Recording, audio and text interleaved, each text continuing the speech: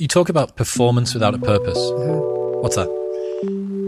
So, like, for instance, let's say you have no races. Let's say you have no classes, no nothing.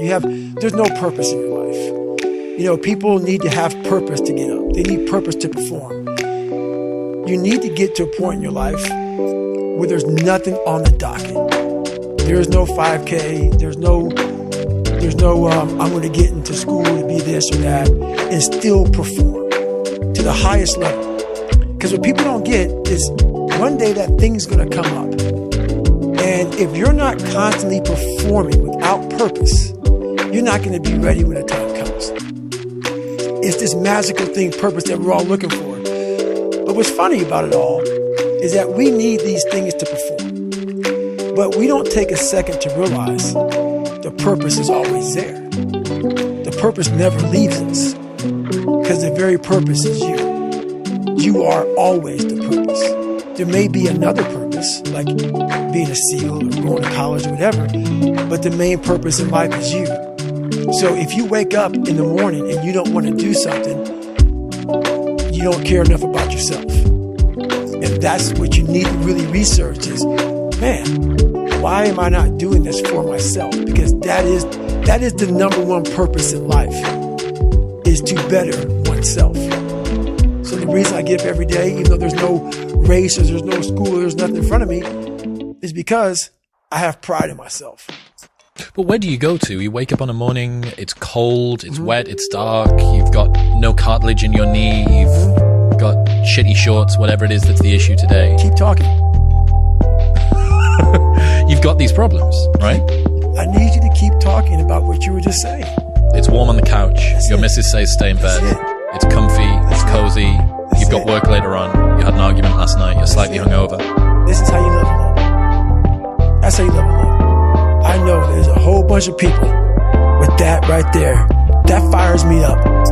That brings joy to my life right there. Why? Because I know there's so many people that have the ability and just refuse to get off that couch.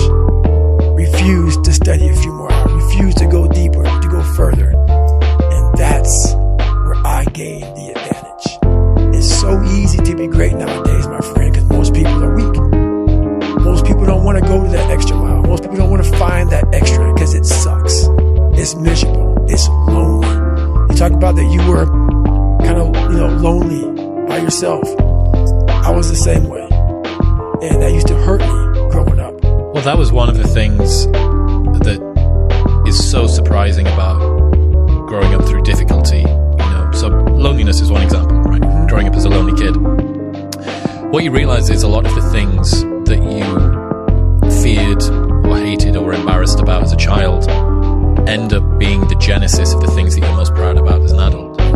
So the fact that you can work and thrive in solitude gives you the opportunity to be able to move to America and start a podcast, or decide to do Hell Week 3 times in a row, or it doesn't matter how long or dark the course is, you're just going to stay.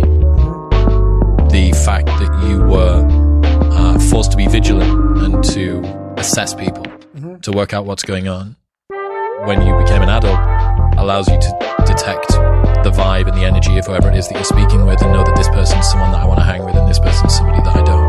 Right. All of the things. In fact, I would go as far as to say there's not one thing in my life that I see as a pure advantage that doesn't have a dark side to it, that came about at some other point as well. Right. So one of the reasons that I spent so much time as a kid in my bedroom listening to audio tapes, because I didn't have anyone to play with, right? Only child, a little bit sort of unpopular. Right. So I'd be in my bedroom listening to audio tapes, and we'd go to the library every 2 weeks, and we'd take the tapes back and we'd get new tapes, and I'd bring them and listen to them again. Right. But you roll the clock forward 20 years, and what's the 2023 version of an audio tape? It's a podcast. It's a podcast. That's right. A lot of the things that you love and value in yourself in adulthood are the light side of something that you were ashamed, fearful, disgusted by when you were younger.